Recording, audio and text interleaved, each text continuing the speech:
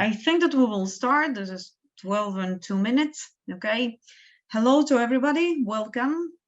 I'm putting the recording. So, okay. Recording is on. So if you don't want to be on our video, just unshow yourself. Okay. Put the camera off. My name is Katarina. I'm a project manager of Purple Vest Mission. And today we are here thanks to Bohdana and the organizers from your academia. And the main topic of our meeting is the higher education and people with disabilities. Actually, we're talking about inclusive education. Today with us, Shelly Rom from Access Israel. And Shelly, microphone is yours. Hello, everyone. It's nice to meet you and thank you for joining us today. I'm Shelly. I'm VP of International Affairs at Access Israel. And before that, I was the head of training department in Access Israel. So I worked a lot in the education fields, in schools and universities, talked to staffs, to lecturers, to universities in order to give them tools on inclusive education, on how to create an inclusive environment for students, not only physically, also by services and socially. So this is my background. And I know Katarina said that this is recorded. So if you don't want to be seen, turn off your cameras. But because we're talking on Zoom, please, if you can turn on the cameras so I will see you during the lecture, it will be great. It's your choice, of course, but it's easier for me to have a conversation. And today we will talk about higher education in different aspects. I will share my presentation for a second. And then we will start.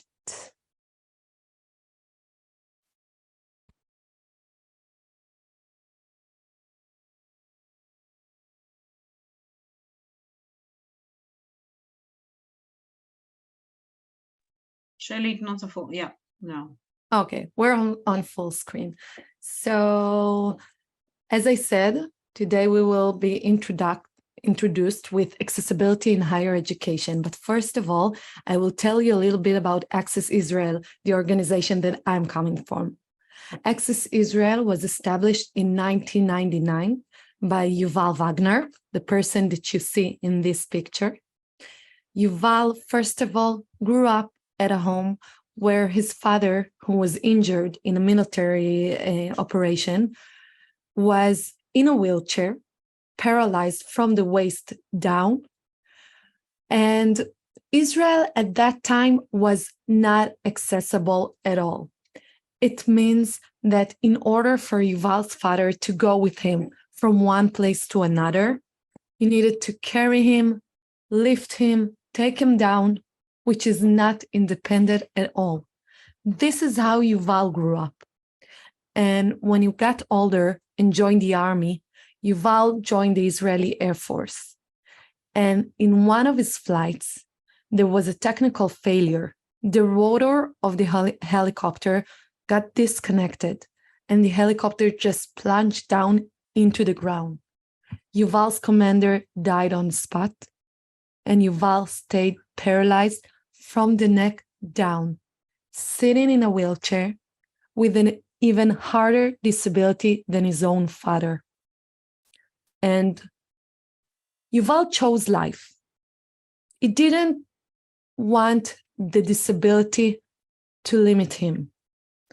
But for him, after a while, he understood that not much had changed since he was a kid and his father was in a wheelchair from this period. One of the main things, the final straw for him, was when he wanted to go on a family vacation, on a family holiday with his wife and kids. He started calling all kinds of hotels in Israel, and in one of the places, they said, everything is great in here, just come along. Just, there is a parking spot, people are rolling around freely in here, just come. And Yuval and his family came. and there was an accessible parking spot, and there was a ramp, and there was an automated door, and there was an elevator to the room. But once Yuval entered the room, he realized that the door to the toilet is too narrow and he can't get in. Now imagine an entire weekend without being able to use the toilet. Of course, it's not possible. For Yuval, it meant leaving the place and go back home. But then he saw the look on his kid's face, the disappointment that once again, we can't be like everyone else. Once again, we need to go back home. We can't be a normal family. And Yuval recognized these faces because it was his own face, his own disappointment when he was a kid. So he decided he will stay there for the weekend, and the hotel staff was very nice. They offered to tear down the threshold of the door in order for Yuval's wheelchair to get in. And that's what they did.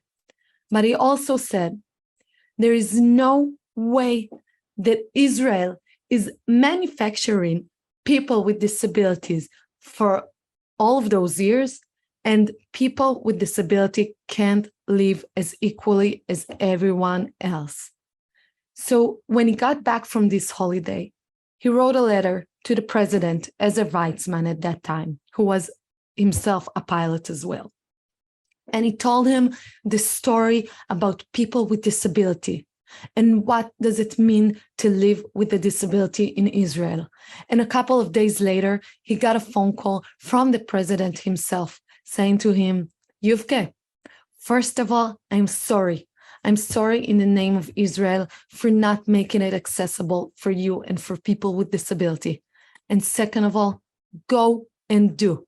Raise an organization that will make Israel accessible. We are right behind you. And that's what Yuval did. He established Access Israel. For him, it was an order from a pilot to a pilot.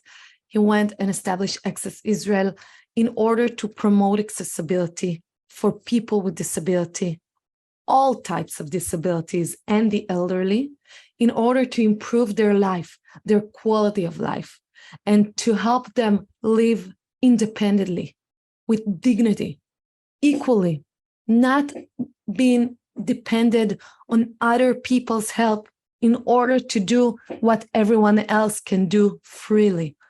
This is what Access Israel is all about. We're working with all disabilities in all areas of life.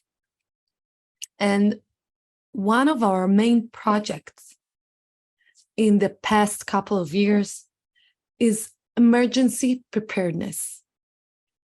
In Israel, we have a lot of emergencies that we need to deal with. When the war broke in Ukraine, the request for help for specific and unique needs of people with disabilities started to come to Access Israel. We have a lot of expertise in that area because of the situation in Israel. And we understood the needs and the focus that we need to make in order to find solution on the ground for people with disabilities, for those who are most vulnerable. And there was this one unforgettable case that I have to tell you about at the beginning of the war. It was a blind woman who needed dialysis. We received a phone call that she was on a train on the way to Lvov with her mother for an emergency dialysis.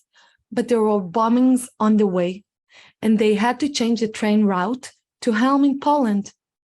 So they called us and they said, listen, in 6 hours, these two women are supposed to arrive to Helm. Nobody knows them. Nobody expects them. No dialysis there, and they need it. It's an emergency. Can you please help us? Now, we didn't know anyone there. We made many calls for hours until we found a volunteer that was willing to wait for them there. The problem was that he didn't know what they look like, what those two women looked like. And one of them couldn't see. And the only thing that her mother saw and told her that she's seen is the people with red cross vests. And then we thought, okay, how do we do it?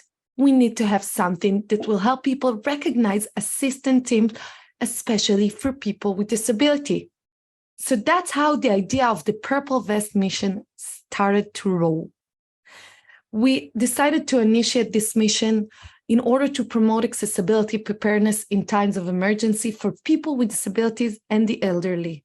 And why purple? Why Purple Vest? Because you know how every December 3rd, buildings around the world are colored with purple lights. That's the color that identifies as equal rights for people with disability. So we started training people on the ground, organizations, volunteers, emergency staffs on accessibility and on accessibility assistance and evacuation of people with disabilities and the elderly and their family. We wanted to save life. And those people who were trained got purple vests in order for people that need assistance to identify them on the ground. So the Purple Vest initiative started with many online and face-to-face training in Poland and in Ukraine online for international and local organizations on what it means to be a person with a disability and how to provide accessible help and accessible evacuation. And as soon as we started doing this and sent out Purple Vest to the organizations, we suddenly saw more and more people with disabilities were reaching out for help. And we received a grant from the Nippon Foundation in Japan. And in 8 months of the war, we were able to evacuate almost 4,000 people with disabilities and provide humanitarian assistance to about 10,000 more people with disabilities within Ukraine. And the Purple Vest mission is a global mission. It's not only within Ukraine. It's relevant everywhere. And it's also relevant, of course, not just in times of emergency. We're talking about emergency preparedness. We will later on talk about how is it relevant, this preparedness, in the higher education.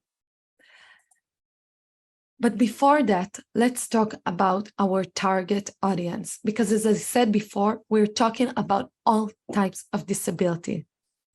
And people with disabilities, worldwide statistics are between 15 to 25%. We're talking about physical disabilities. We're talking about hearing disabilities, not only people who are deaf, also people who are hard of hearing. We're talking about visual disabilities, all of them blind people and visual impaired.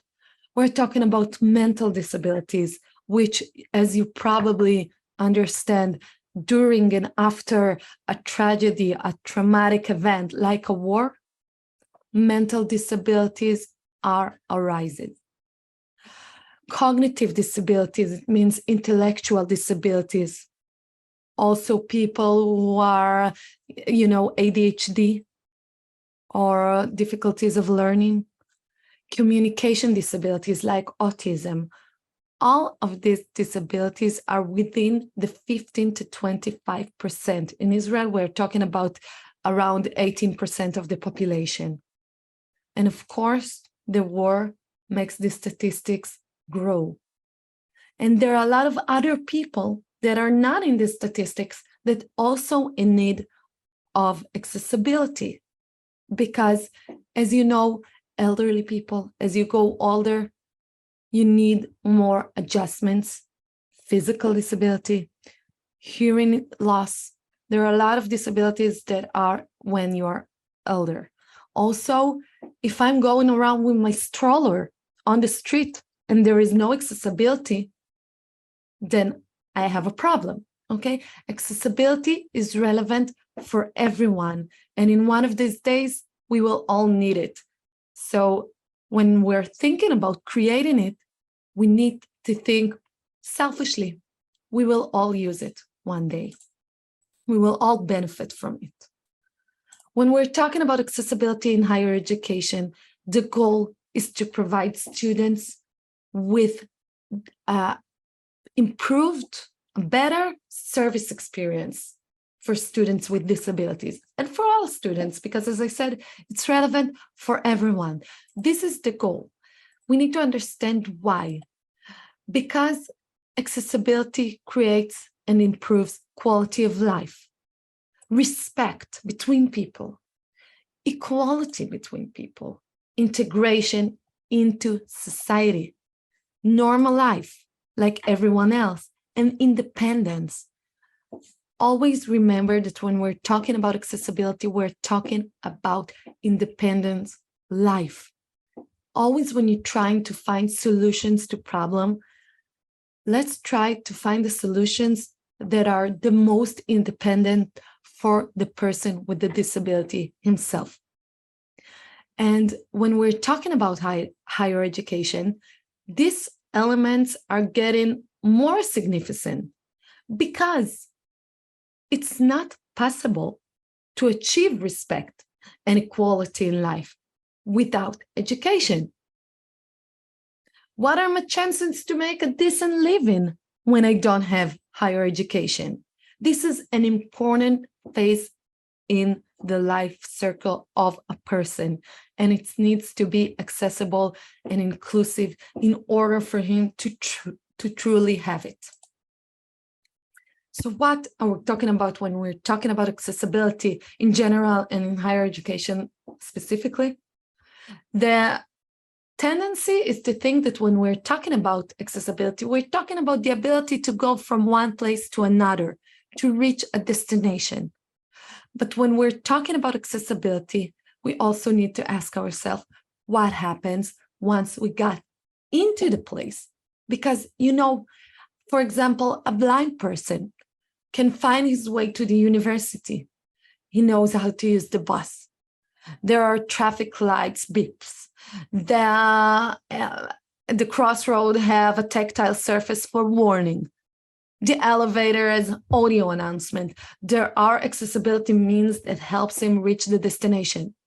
But let's say he sits in class and the lecturer talks about a picture that is on the presentation, but it doesn't describe it. And the person who sits in class doesn't understand what's going on the screen and what is the subject that the lecturer talks about.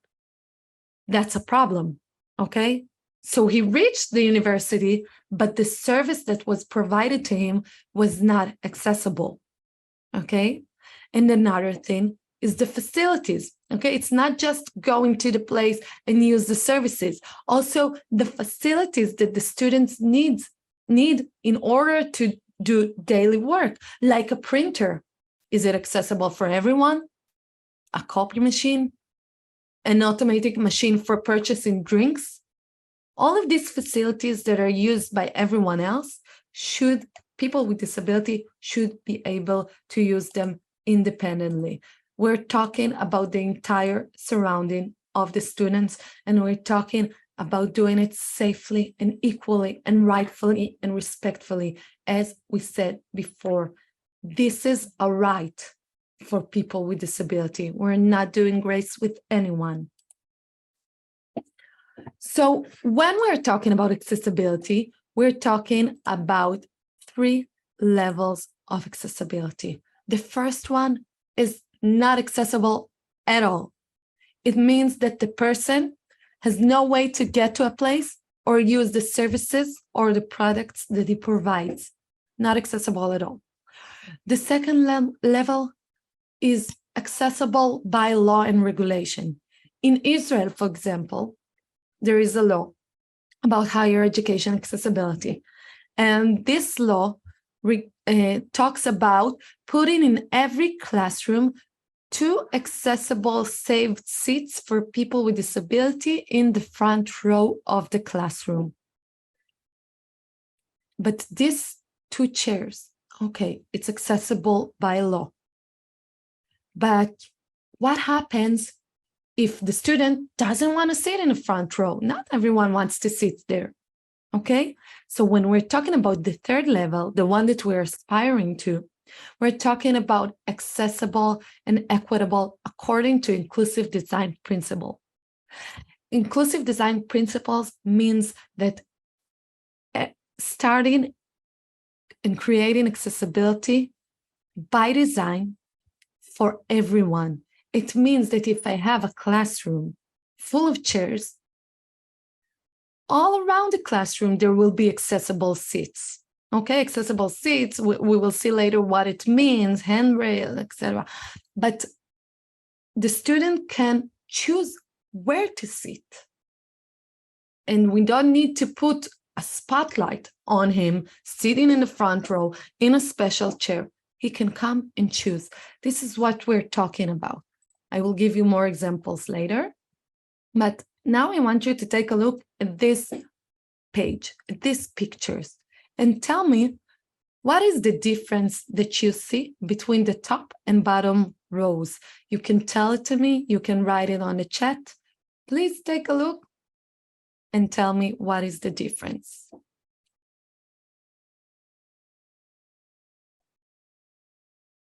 I will wait.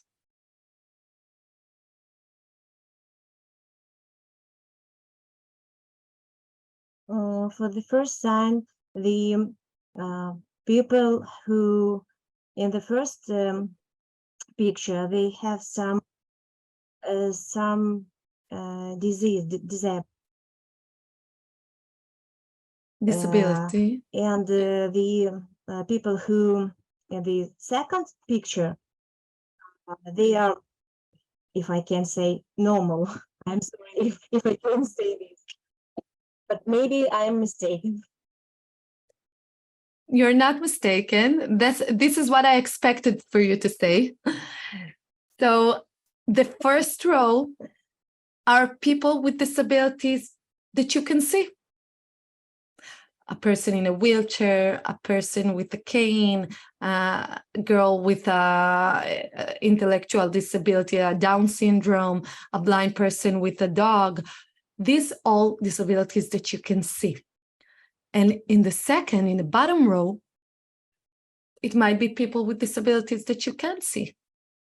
Okay, we need to remember that there are a lot of hidden disabilities, mental disabilities, intellectual disabilities, autism, even a person who is hard of hearing and is not using an assistive device on his ear in order to hear. It's a hidden disability. Okay, when we're talking about students, we need to remember that, because there are many challenges for all types of disabilities.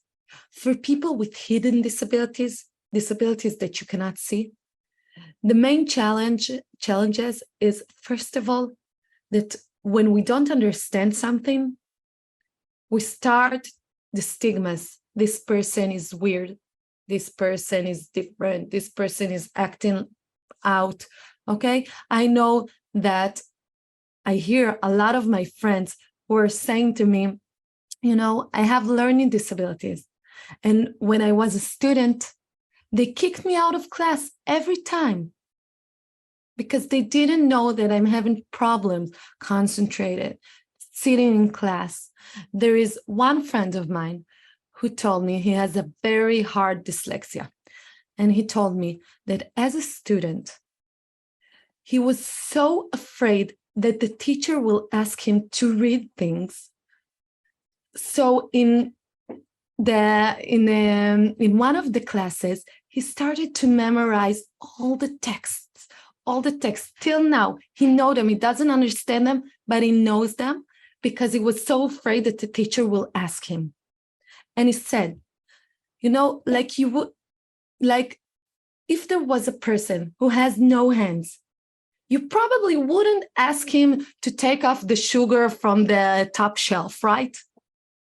For me, as a person with invisible disability, teacher always ask to take down the sugar, but I have no hands, but you can't see it. This is a main challenge for people with hidden disabilities, and there are lots of them. And we sometimes expect people to act the same, or as we define as normal. And that's a very big problem because it makes it very hard to participate and to do things equally when we see people that are acting a little differently as different and as not capable of doing things.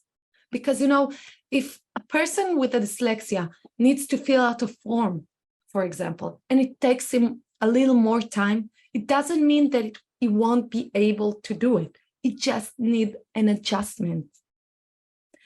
So this is a main problem for people with hidden disabilities. There are a lot of other problems, a lot of other challenges. For example, for people with visual disabilities, with visible disabilities, a person in a wheelchair, a person who is blind, a lot of them telling us that a main problem is when you see the disability, you think you know what this person needs. For example, I have a friend who is blind, and one day she was on the street waiting for a friend. She was standing with her cane, and this other person saw her, and she was very close to the crossroad. So he thought to himself, okay, she probably needs to cross the road, but she is afraid. So he came there and he was like, okay, lady, let's go. I'm helping you. And he took her to the road, and she was very scared. And she told him, please, please, take me back. I'm waiting for a friend. Sometimes we really, really want to help people with disability. But let's all remember that, first of all, not everyone needs help. And second of all, we don't necessarily know what they need. Okay, we see the disability. It doesn't mean we know what they need. And so in this slide, what is very important for me to say to you, I don't want you to go and diagnose students. You don't need to sit in class and think, okay, this student, he's acting like this, maybe he has autism. He's acting like this, maybe he has a mental disability. No, this is not the point. The point is to see a difficulty, to see a challenge, any challenge, and to ask, do you need help? And how can I help you?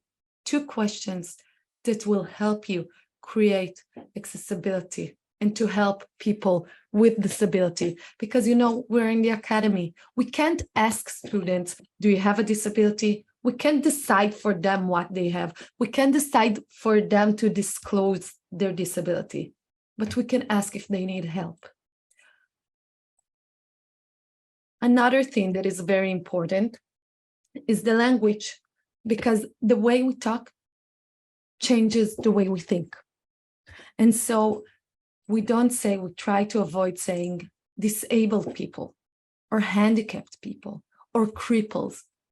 These are all demeaning terms. When I'm talking about a person, about a student, and I'm saying that he's disabled, I'm basically saying this person can't do anything. This is what it means. So the term that we use is people with disabilities. It's more respectful.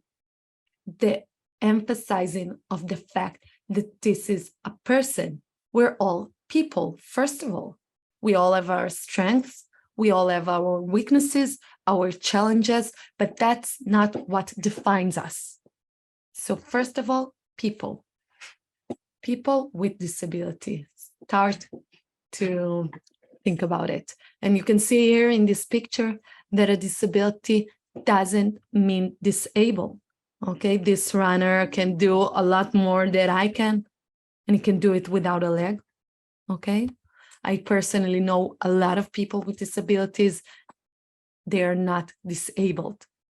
They do need adjustments and accommodations in order to do things like everyone else. Let's see this short video regarding just that. In 20 years, man may be able to live on the moon. In 40 years, we may get to Mars. During the next 200 years, we may be able to leave the solar system and head for the stars. But meanwhile, we would like to be able to go to the supermarket, the cinema, and restaurants.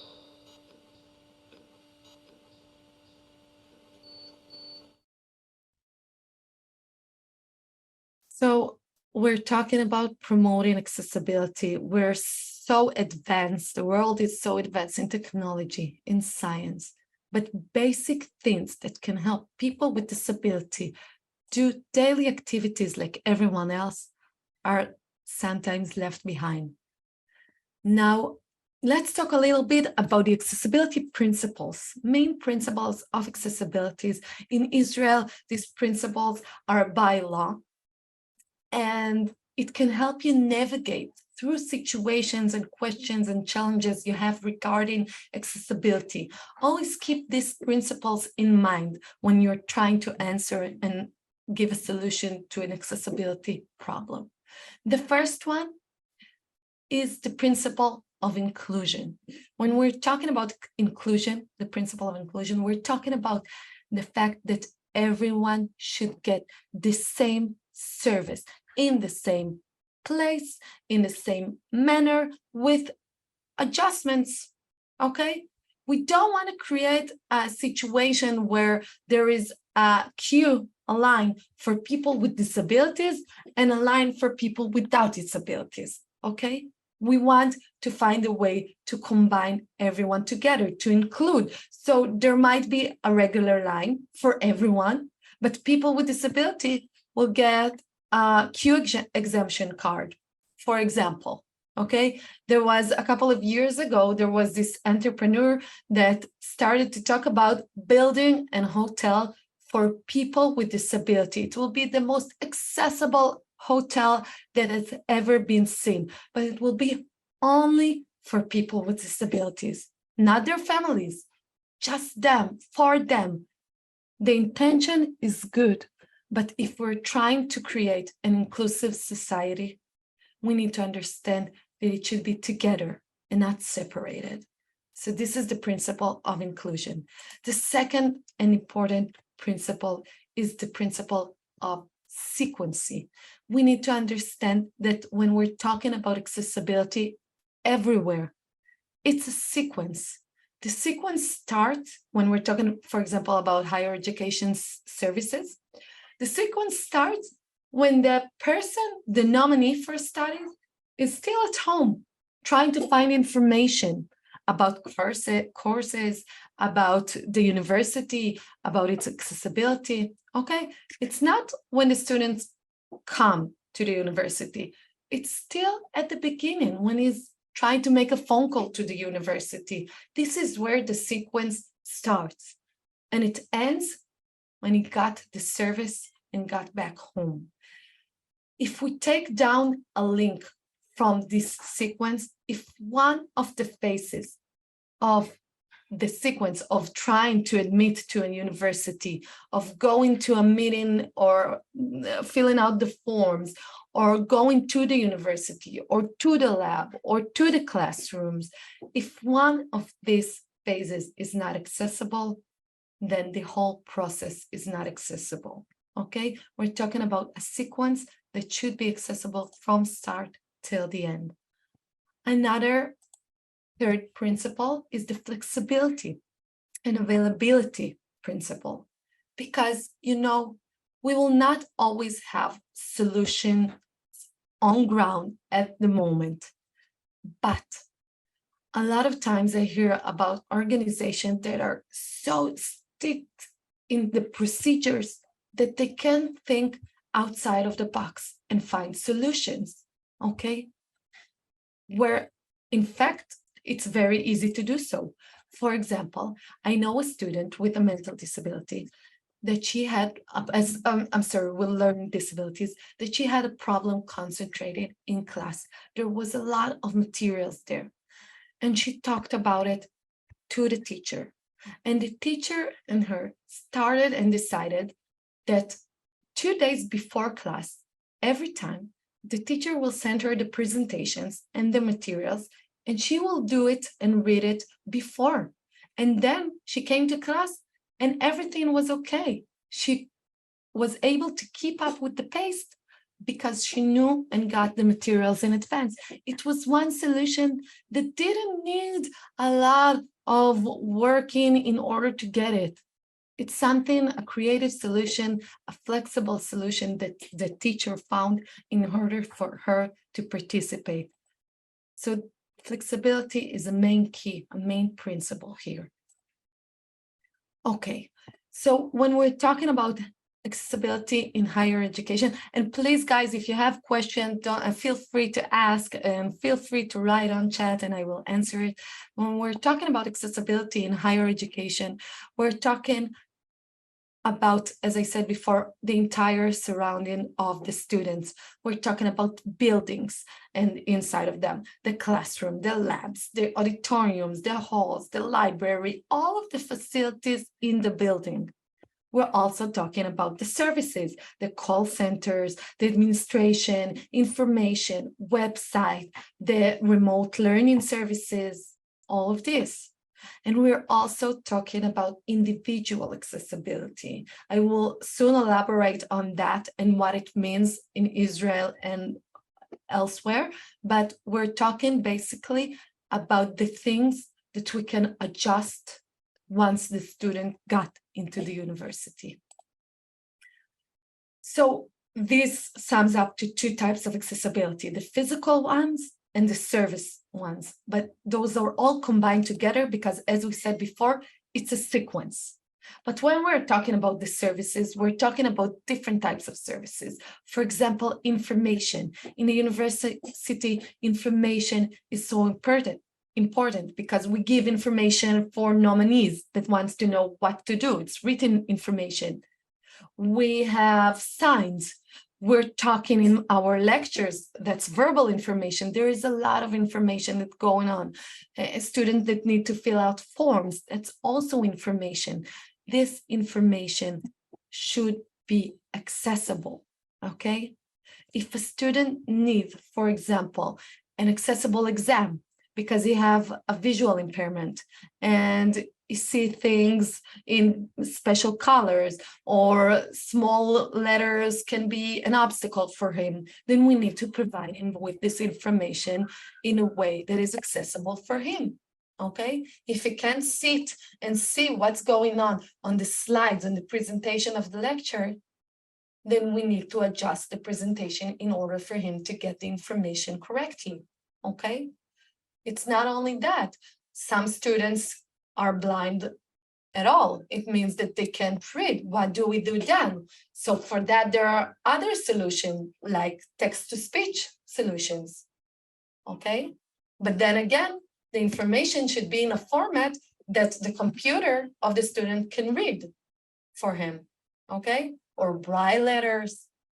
There are some students, for example, I know a technology that Microsoft have for students with learning disabilities that are having trouble reading. So it emphasizes every time the word that the person reads in the computer in order for him to focus on one word and the letters will not jump.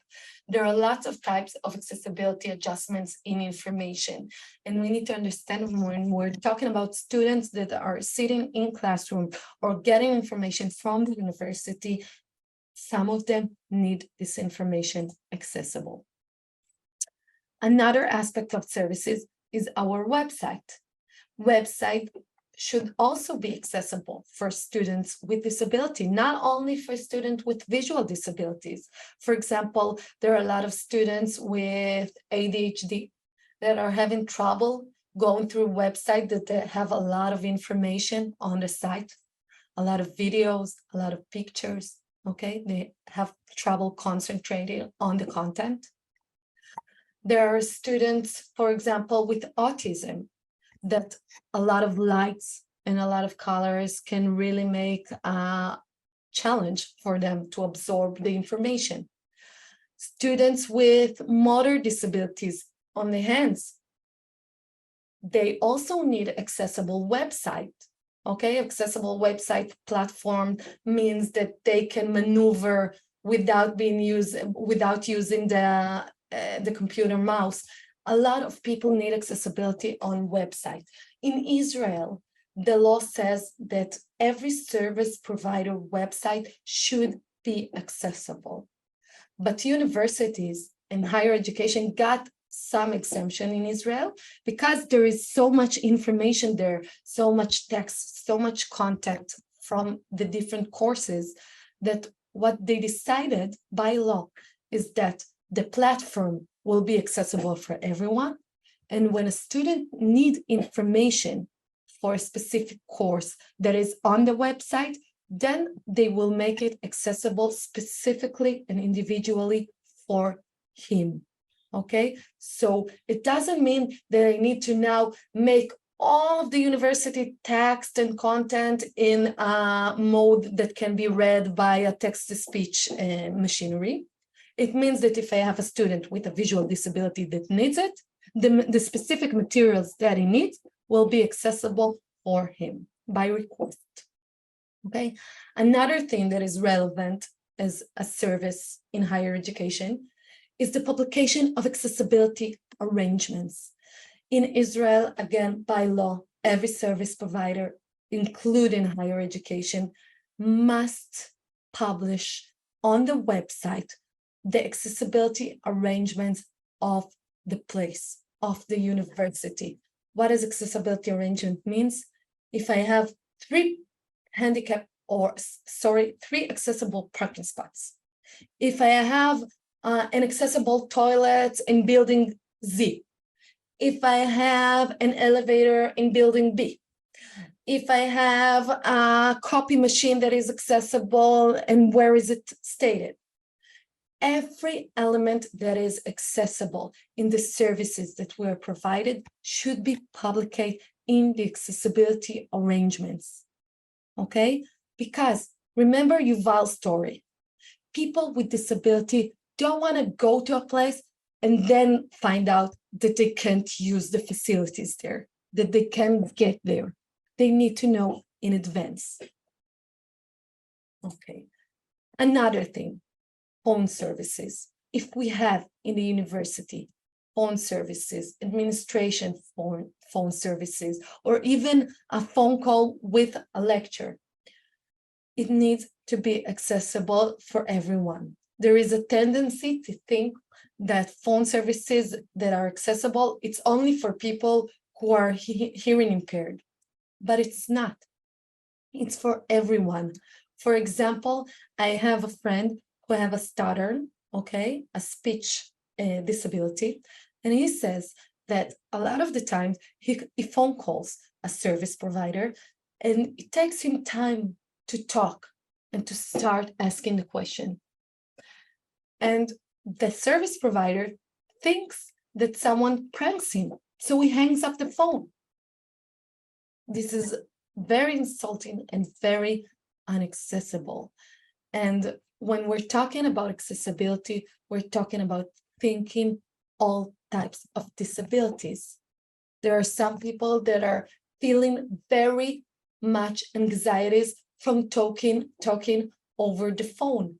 I will give you a personal example. My brother was troubled by using the phone for a lot of years. If he needed a service, he would prefer to stay, if, for example, the hot water was broken, he would prefer to stay with cold water all the time, but not talk on the phone to a service provider. And once services started to use text, WhatsApp, and things like that, written services, then he started to get the confidence in order to do it, okay? So phone services should be accessible for everyone, and we need to have alternatives for people that can't use the phone. And I will say one more thing about that. The alternatives should be on the same time of service that you will give on a phone service.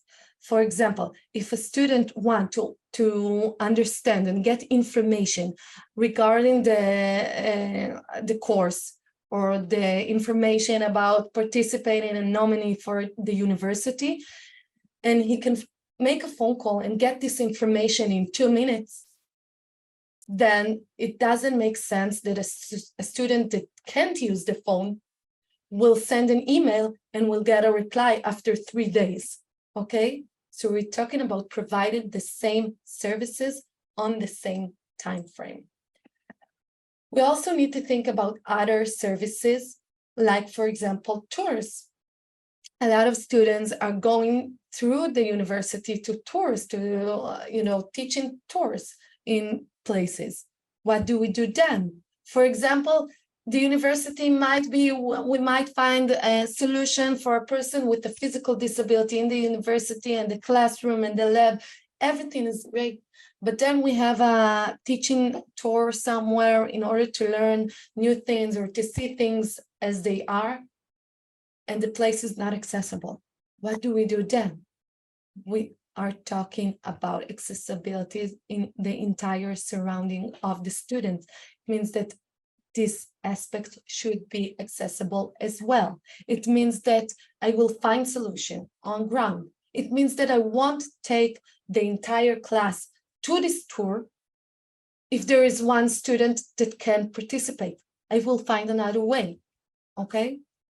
Also events that we're doing, a graduation event. What happens if we're inviting all of the students' family and some of them needs accessibility? We need to think about all of these aspects. Now, in Israel, in the past couple of years, there is a center in every university. It's called a support center, and it's there by law. And these support centers are basically was built in order to guide and help students with disabilities, to give them assistance in everything, in consulting, in guidance for students with disability on what to do, in training for staffs on how to talk and how to communicate and how to assist students with disabilities, in submitting a request for accommodations and providing counseling about that, in giving students assistive technologies that can help them be in classroom, okay? They even give special courses to reinforce the students that have trouble keeping up with the pace. All of these are provided by the support centers in the universities in Israel. And it's a very good thing because students will not disclose their disability for the university if they will not know that they will get something out of it. They don't want the spotlight of their disability to be announced, to be there. But we saw over the years that once they knew, once universities published that they have this support center, that you can get from that A, B, C, D, students came up and told, I have a disability, because they wanted to use these services and they can do it when they're not disclosing it. So again, it's the student's own choice to say, but as long as we provide the means, the information regarding our accessibility and what we offer, then more students will want to use it. Okay, another thing that we talked about slightly before, it's individual accommodations, individual adjustments. Every student with a disability should get adjustments in order for him to participate. For example, in Israel by law, a student who is hearing impaired with a hard of hearing can get, for example, a translator, someone who will transcribe everything that the lecturer says in classroom for him in order for him to really be able to participate in the classroom, to really understand what it means. Now, here, for example, employee training is very, very important because the entire surrounding, the entire staff needs to understand what it means. At the beginning, when we started these individual accommodations, there were some lectures that were objected to the fact that a student will sit and everything that the lecturer says will be written for everyone to see. And who knows what they will do with it. But after doing employee training and getting to the employees to understand what it means for a student to be in classroom when he can't participate like everyone else, then they started to accept it. They started to understand what is the meaning of accessibility for people with disabilities in the classroom. And that is why employee training is very much important. In Israel, it's again by law. Every service provider must have an annual training of accessibility services. And I'm not just talking about lectures. I'm talking about every employee that have some kind of interface with the student. It can be this administrative staff. It can be the student body. It can be the guard in the entrance of the university. It can be the staff of the library. Everyone should know how to communicate and what and how to help people with disability. And that is why employee training are very important. And another thing that is very important is procedures, because every big organization have its own procedures.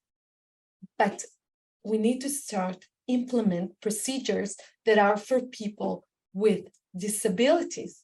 We will take the regular procedure and think about what it means for a person with a disability. For example, what it means when the procurement of the university purchases new chairs or new tables. Why not thinking in advance about purchasing these things accessible in advance? Okay, so this is a procedure. If we're now developing, I don't know, a new app for information, why not thinking in advance how to make it accessible for everyone? Okay, I will give you another example for a procedure. Most of the buildings are not accessible, maybe in a university. What do we do when a student who study in the third floor with stairs suddenly breaks his leg? We need to have solutions.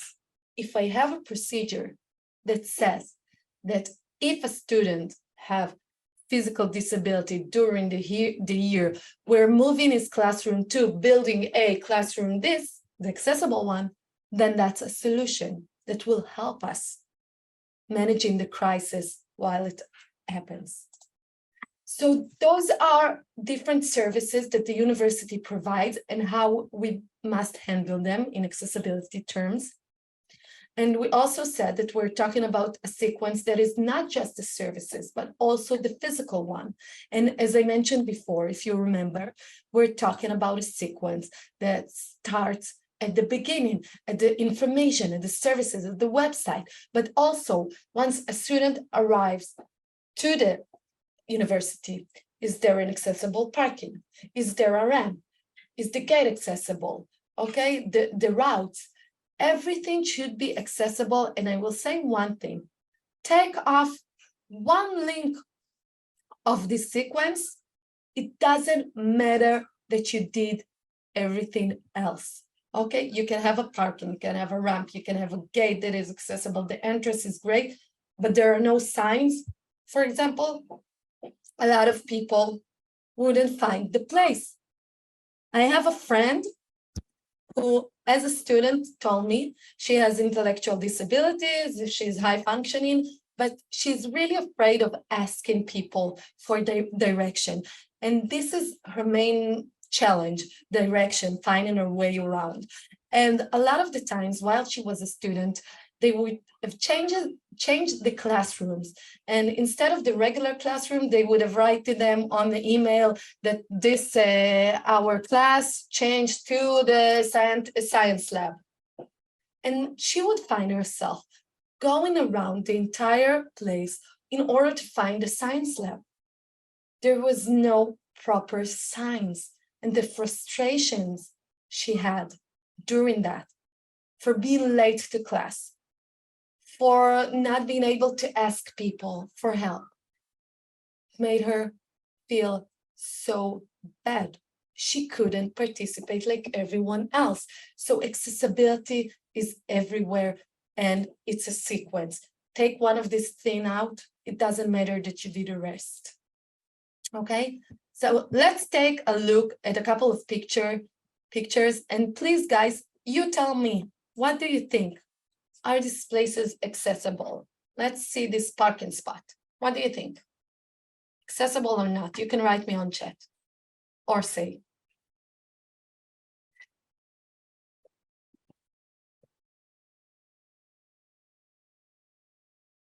Is this parking spot accessible for a wheelchair? You have to participate so I will know you are here with me.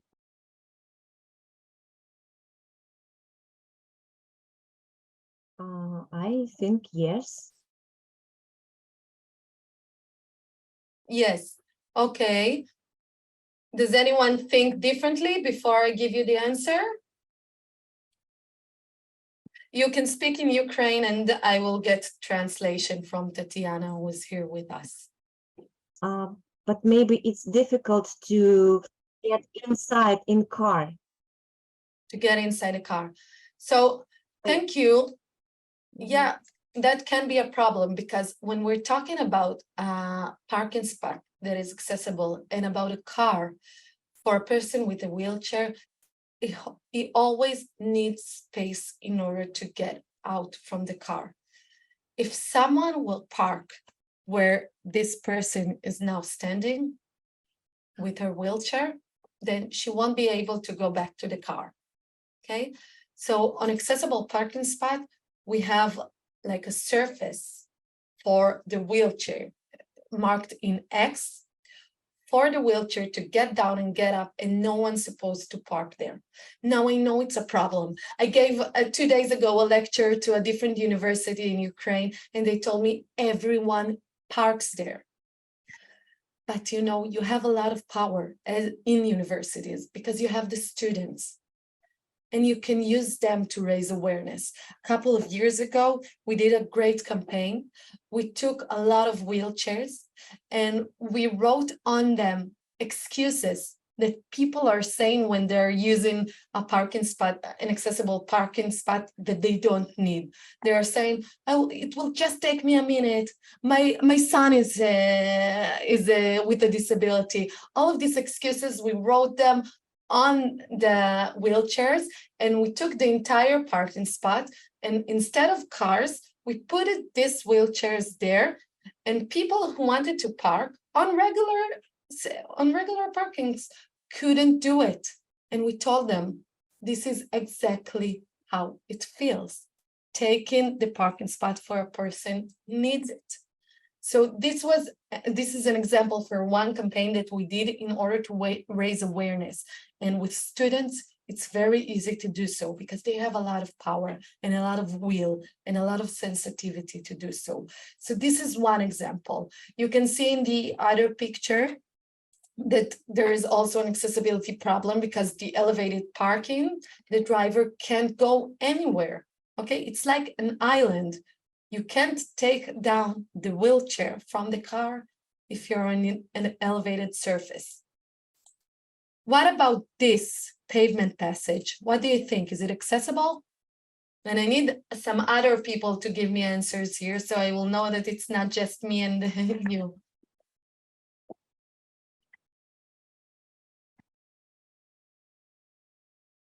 I see something on the chat. Okay. So not accessible. Great. I'm hoping that I saw it and it refers to this picture. So it's not accessible. Why? Because here I can cross over the road, but in here, the passage is not lowered and I can go to the sidewalk. Okay? For a person with a physical disability, it's a problem. So when we're talking about accessibility, we need to think about the entire surrounding. Another example that, of course, it's not accessible. I don't know why they did the ramp when there is a hole in the middle of the sidewalk. Not accessible. What about this one? Do you think it's accessible? And if not, who can it be a problem to?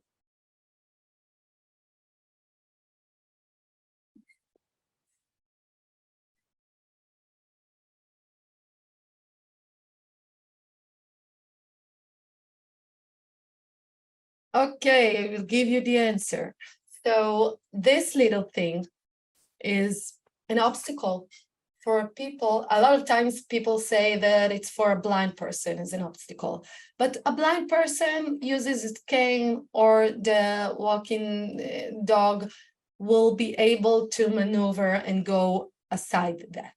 But a person who is visual impaired will see it like on the ground, flat, will not see the obstacle and can tackle it and fall. So this is an example for an obstacle for a person with a visual disability. This obstacle can be very hard, and I'm sure you know this, for a lot of people, visual, physical, elderly. A lot of people can find this as an obstacle. Let's talk about this entrance to the building. You can see the left picture, and we put it an X on it because it's not accessible. Why? Why do you think this is not accessible? I'm trying to ask you anyway. I want you to participate, guys. What kind of obstacles can be here?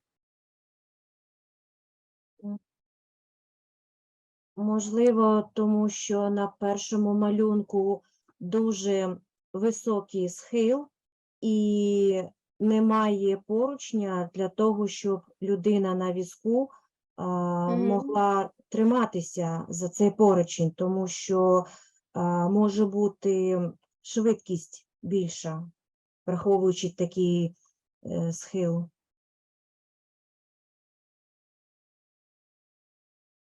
Yeah, exactly. Thank you so much. So it's just me and you here, right? So this is exactly the problem. The no rail is a problem for people with disability because a lot of people need something to hold on to. Another thing is the way that this ramp is. It's very dangerous for people who sit in a wheelchair to go. Remember, we're talking about independently doing. A person that sits in a wheelchair can't use this ramp independently. It's very dangerous. There are a lot of other aspects here, because, you know, for a blind person, if a staircase doesn't marked with a tactile surface, something that you can feel with your legs, with your cane, then you can probably miss it. So we have on every staircase top a tactile surface for people with visual disabilities to feel, to know that there is something ahead of them that is dangerous, and that is how they know to prepare for it, okay? For people with visual impairments, not blind people, that have some seeing abilities, we use like colored marks on every step of the staircase in order for them to see it not as a flat surface, but as stairs, okay? To contrast the colors. And in the right picture, you can see that there are stairs and there are rails and there is a ramp, and people with disability, another thing, can come from the same entrance, because a lot of the times we see that there is a problem. There is staircase, and when we call to the place, they say, yeah, but you can enter from the suppliers, enter at the end of the place. I'm saying we're talking about inclusive design. We're talking about everyone getting equal services. So everyone should get from the same entrance. If for a building, let's do it by design. In the beginning, equal for everyone. Okay, this is another example. Entrance to the building. This carousel gate is not accessible for no one. Okay, but here you can see an automatic door that is glass through, but they put it like marks on it for people with visual disabilities to see that there is a glass door here, because otherwise they can miss it and tackle right into it. So we talked about the outside environment, and of course in the university we have also the inside environment and the interior design part. For example, take a look at this table.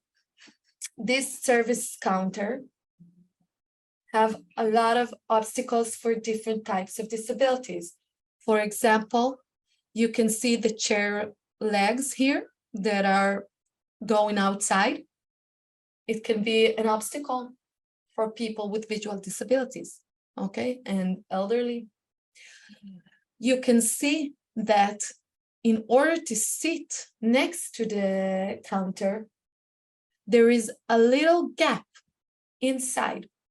This gap is for people who sit in a wheelchair, because if there wasn't this space for legs, then a person that comes to get service and sits in a wheelchair will need to lean over in order to fill out a form. So accessible tables needs enough room space for legs in order for people with physical disability to sit down. Another thing that we can start looking in our surrounding is the place that the screen is placed at. Think about a person with hearing disability. He needs to see the face of the person who talks to him in order to read lips. But this screen will prevent it. And this is a little thing that we can do. Just start to look at the accessibility in our surrounding. Okay? Another example is this waiting area. It's very nice, very nicely decorated, but it's not accessible. There are a lot of people that need accessible chairs. It doesn't mean don't design the areas nicely. It means give also solutions for people with disabilities. These chairs are not accessible because you need handrails. You need a certain height for a chair in order for him to be accessible, because not every person could go so down in order to sit down, and it will be very hard for them to lift themselves up from a lower chair. Also, accessible chair mean like a surface to sit on that is not too soft, because if you're soaking into the chair, it will be for people with physical disabilities a lot harder to get up. So we need to have also solutions for people with disabilities in waiting areas and in aisles, okay? Because sometimes we put something and we think, oh, that's nice, this plant is very nice, and it's on the aisle and it's very beautiful, but for people with disability, it's an obstacle, okay? Or sometimes we're doing it ourselves, the cart with the equipment that just arrived. I will put it here because I have a little space, but it prevents accessibility. And again, we want people with disability to be able to do things independently. Remember these principles. If I need, in order to go to the toilet, to call someone to help me, it's not independently. Even in this picture, I can find obstacle. Look at this table, these glass tables. People with visual disabilities will find it as an obstacle. It doesn't mean don't use it, but we can put something on it that will contrast the colors, maybe a mark, maybe something to cover it, and people will be able to see it. And as I mentioned before, signs are also accessibility. This sign, for example, a person with visual disability will not be able to find it. The other one is, of course, not accessible because you can't direct a person to the accessible toilets through the staircase. So signs needs to be with contrast of color, with large fonts. If you can use these little signs, drawings, something that will explain what is written, it's also great. And it should be located in relevant places. I don't want you to flood the entire universities with different signs. We need to think reasonably what will help people go through one place to another. A library. We have a lot of books. Not everyone can reach the top shelf, but when I train universities, I tell the library staff, offer help. Know that not everyone can take the book from the top shelf. Not everyone can carry their books that they need in order to study. Offer this assistance. It's part of your duty. And also, don't put obstacles like these carts, books carts, on the way. Classrooms. What do we do if there is an elevated stage for the teacher? If we want students to present there, can they do it? Or is the student with the disability should stand here in front of the stage, not like everyone else because he can go up, okay? The proximity of the tables in classroom, can everyone go through them? Where does a person with a disability sit in this type of class? He can sit only in the upper part. Maybe it's too far for him, okay? It's a lot of elements that we're thinking about in the academy and in the education surroundings. Now, another thing, when we're talking about accessibility services in the university, that is very relevant since COVID, and for you guys, unfortunately, until now, is remote learning. The remote learning gave a lot of opportunities from the one hand for people with disabilities, but a lot of new challenges for students with disabilities. I will give you, the tip of these challenges, main challenges. First of all, for people with visual disabilities, there are a lot of difficulties using softwares like Zoom, like Google Meets, like this, all the time, okay? They need to learn how to use it. And I know that in some university, one lecturer prefers to use Zoom, and another lecturer prefers to use Google, and another one prefers to use Microsoft.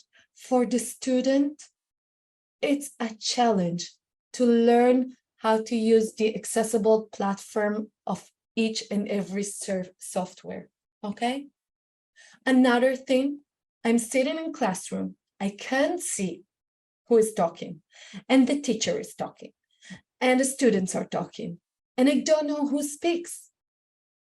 So it is very important to remember to say at the beginning and to educate everyone to do so, okay? When I'm starting to talk, I will say, I'm Shelly. Shelly here is talking, okay? There is a lot of difficulty in absorbing visual information, what's going on the screens, on the video, on the images. So try to describe everything that is on the slide. People with physical disabilities have a problem with prolonged sitting in front of the computer. So a lot of teachers in Israel started to build the class differently when they're giving it on Zoom, with a lot of breaks, with a lot of work, individual work or group work in other times, but not sitting all day long in front of the screen. Another thing, people with hearing disability have trouble follow what is said, especially when there is, an argument or a very heated discussion where the teacher is talking and the students are talking, and multi-participant dialogue is very hard for people with hearing disability. The minute you start with that, you lost the student.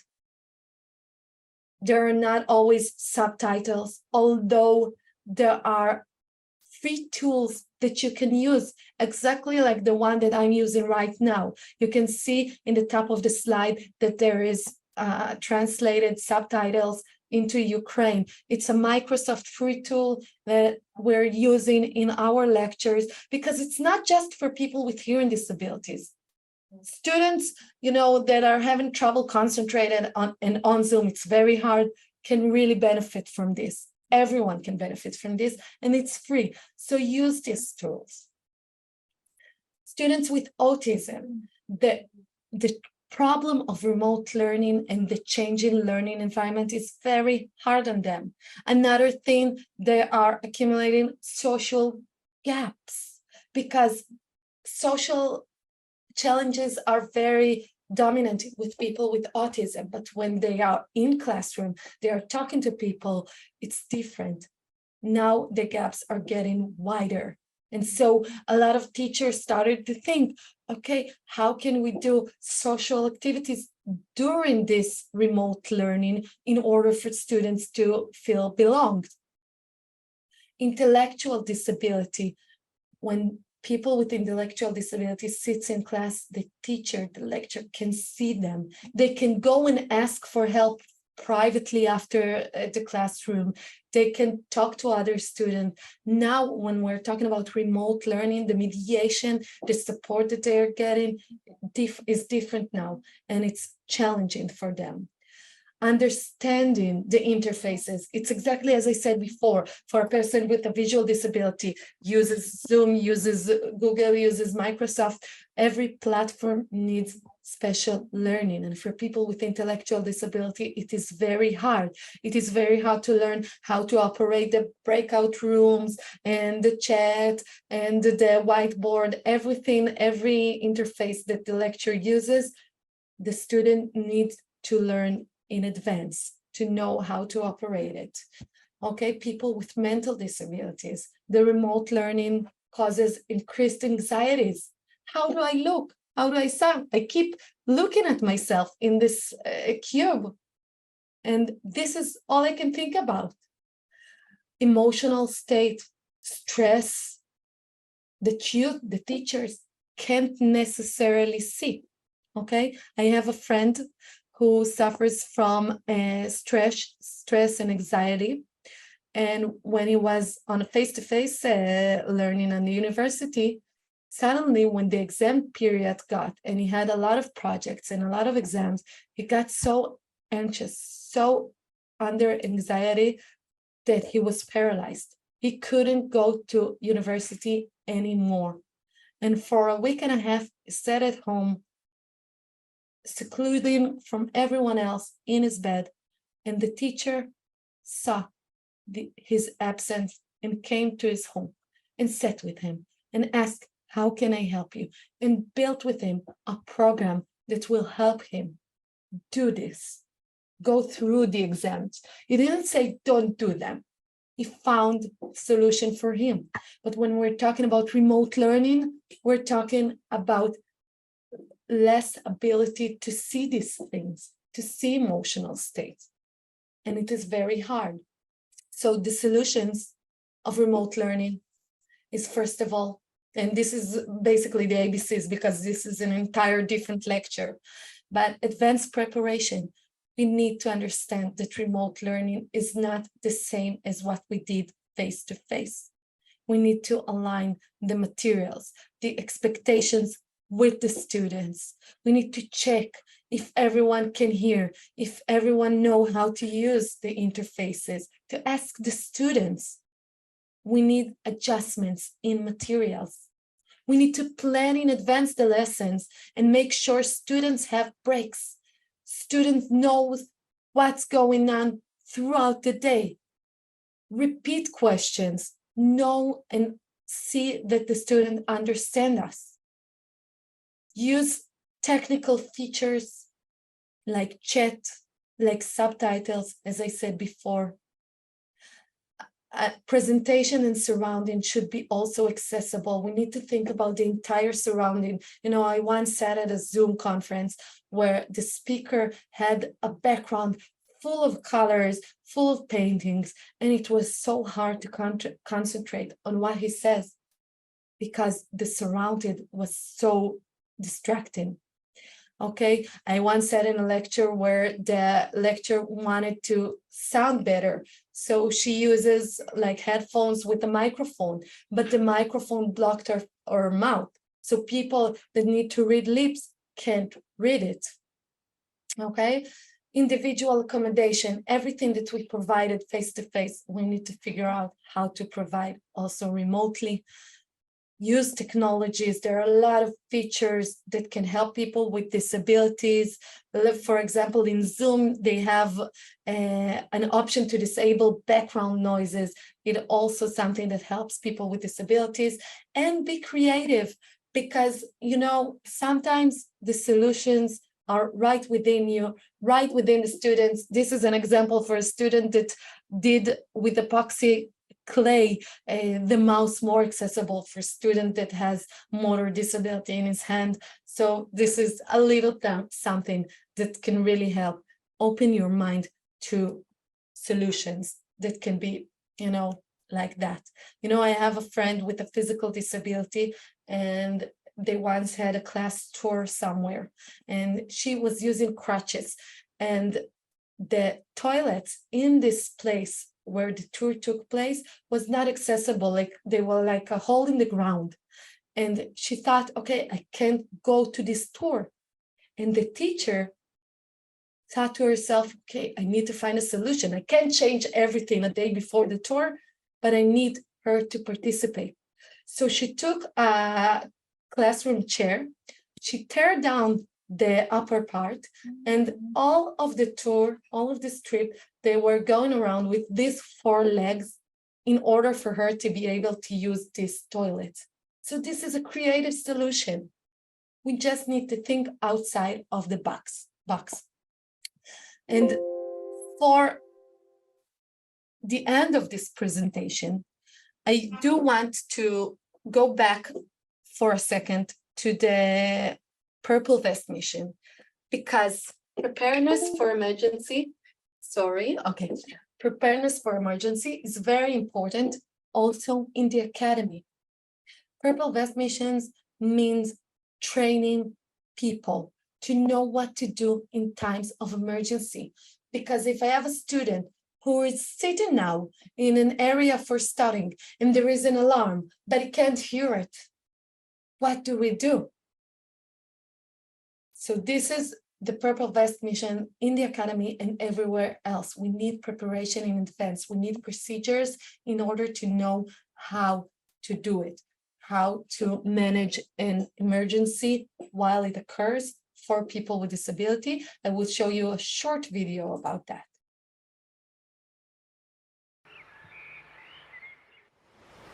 All over the world, we are instructed how to act in situations of emergency and danger.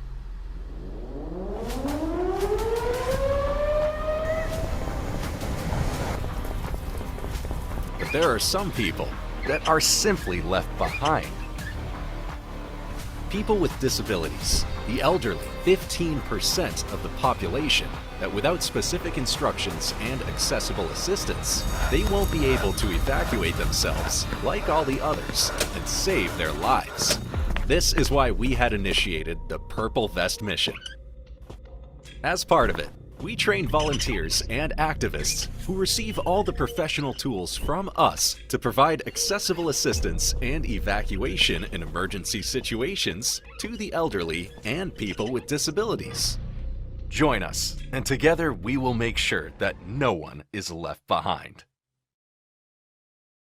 So accessibility in times of crisis, it's also a service that we need to provide. And if we're doing employee training, let's bring up a unit about that, because we need to understand that, as you know, an emergency can arise every moment, and there are people that are getting left behind.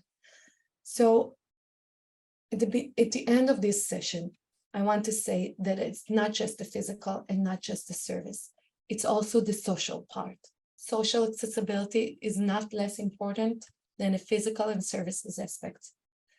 In order to create social accessibility, which is what we refer as the human ramp, what every one of us can do in order to help, we need to talk about it. We need to put it in the center. We can't ignore the fact that there are people with disabilities that are getting left behind. We need to raise awareness for this. We need to be helpful and patient. We need to talk to the persons, because remember, we're talking about people with disabilities. people. A lot of the times a person comes with an assistant, with a companion, in order for him to have more security. Doesn't mean he can communicate, okay? A lot of the times I meet people who are deaf and they're having a sign language interpreter, and the person who are talking to them, the service provider, talks to the interpreter. No, don't do it. Talk to the person himself directly. Remember, accessories are part of the personal space. Don't touch, don't pet the dog of the blind person without his permission, okay? Remember, the disabilities can be hidden. It doesn't mean you need to diagnose students or people. It means to be sensitive enough to know that every person we encounter might have something, might deal with something. A student with a disability is first and foremost a person. And in order to help him, ask the 2 questions that we talked about at the beginning. Do you need help? How can I help you? He will know best to say what he needs. Remember that accessible service is up to you, your knowledge, your sensitivity, and your tolerance. That's it, guys. And I want to thank you all for participating in this presentation. If you have any question, if you want to say anything or write for us in the chat, we are right here.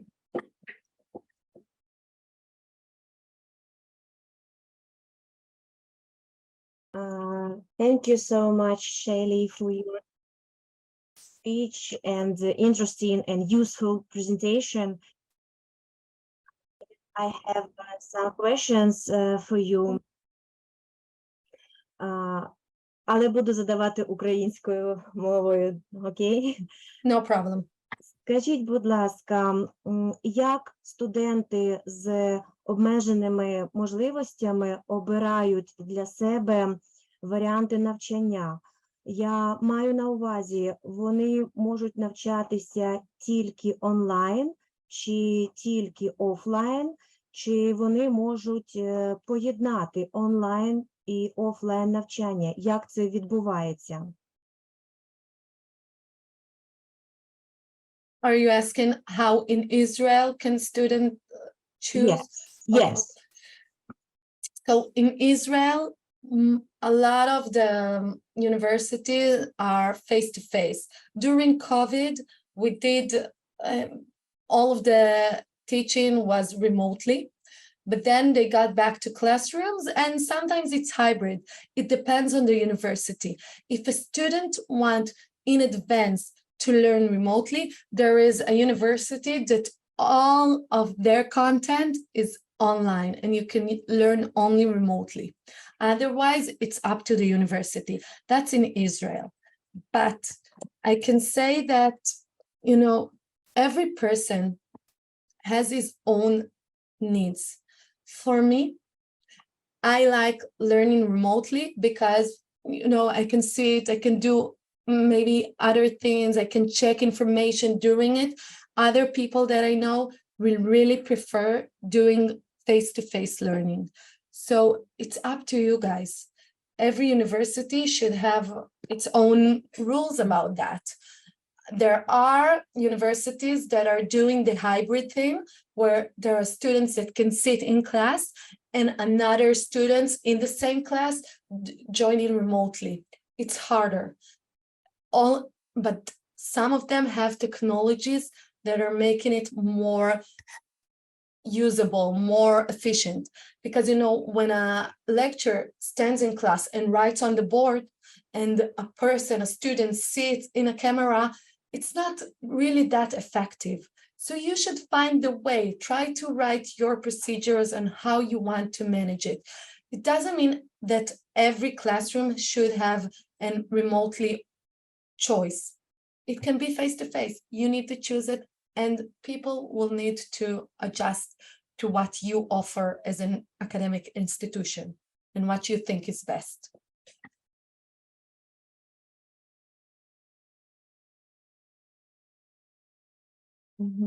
Дякую. У мене є ще запитання. як переважно складаються відносини в аудиторії між студентами, які мають певні вади здоров'я, і звичайні студенти. Чи були якісь прояви, наприклад, булінгу, чи були якісь прояви негативу до студентів, які мають, на жаль, певні проблеми із здоров'ям? Yeah. When we're talking about schools, it's very dominant, and there is a lot of awareness work to do. We're going all over the country and doing trainings for students in order to raise awareness. We meet them with people with disabilities that talks about themselves, that showing them that a disability is not, it doesn't have to be an obstacle, and we give them the opportunity to experience the disabilities in order for them to understand what it means to sit in a wheelchair and to go around classroom with blindfolds, etc.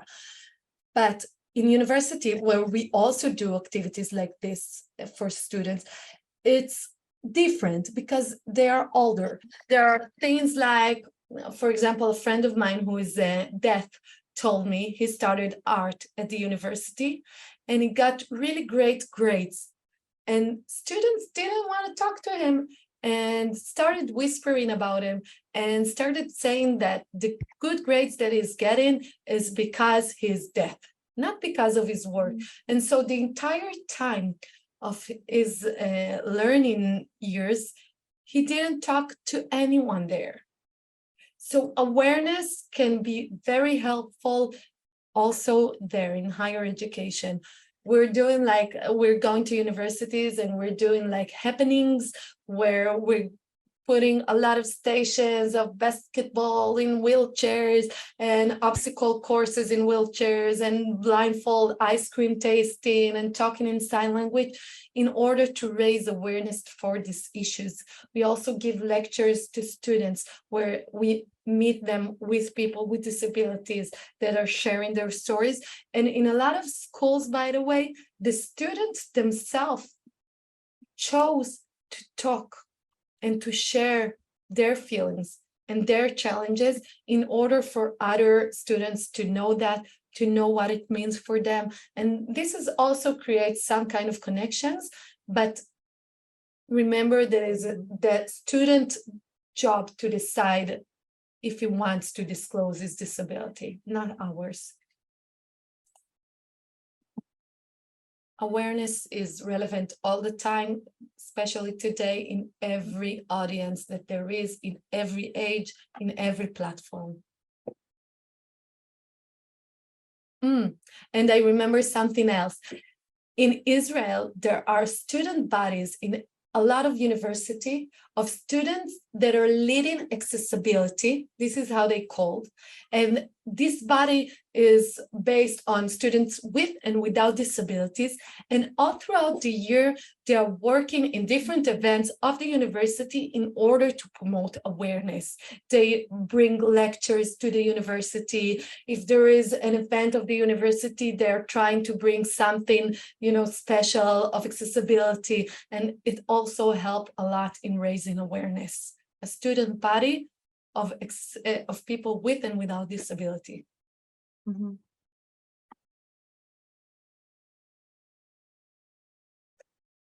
Дякую. У мене є ще запитання. Як викладачі в аудиторії відносяться до студентів, які мають певні вади? Я маю на увазі, чи, можливо, вони пропонують якісь додаткові бали для таких студентів? Чи відносяться вони однаково до студентів, які мають певні вади здоров'я і інші студенти? Тобто, як відбувається відношення викладачів в університеті до такої категорії студентів?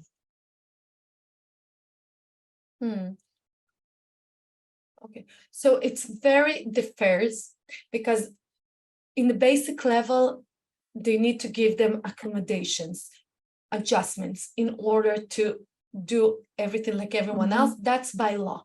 But you know, there were cases of a lecture that was not very sensitive to the student problem. And I can tell you, my friend who is with a mental disability, she was a student and she was under a lot of pressure, and she came to the professor and told her, you know, I have a condition and I need a little more time to submit the project. And the teacher said, I have a condition too. If you want more time, okay, but your grade will start from 80 out of 100. And this is not equitable. When we're talking about adjustment, the adjustment should be in order for everyone to be equal. Okay, so it depends on the sensitivity of the teacher, and that is why employee training are very much important, because when you don't understand the challenges, when you don't understand what the other person is handling with, then you can't be compassionate for him. You can't be sensitive for his needs. Дякую. І якщо можна, ще останнє запитання від мене. Скажіть, будь ласка, Шелі, чи є якась сама велика проблема на сьогодні, яку необхідно подолати, яку необхідно вирішити саме в системі інклюзивної освіти? Звісно, ви нам сказали про переваги і недоліки такої освіти, але, можливо, є якась найбільша розповсюджена проблема не тільки для Ізраїлю, але і для всіх країн також, за вашими спостереженнями, яку просто номер один необхідно вирішити на сьогодні і наразі?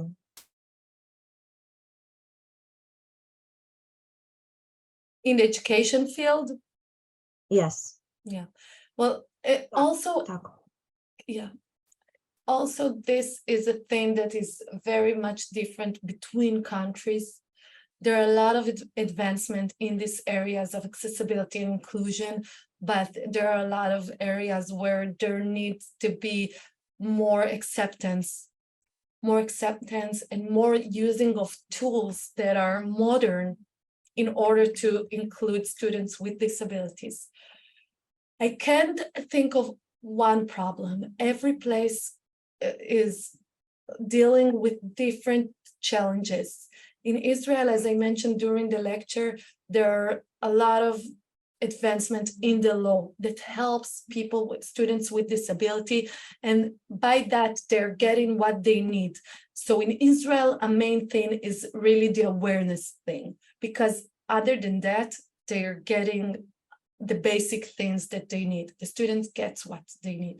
But in other places, students don't have even the basic accommodations. You know, in other universities, you can go to a place and there won't be physical accessibility, and they can't even choose where I want or what I want to study because there is no accessibility. So every place handles different challenges in this field: physical services, awareness, acceptance. Yeah.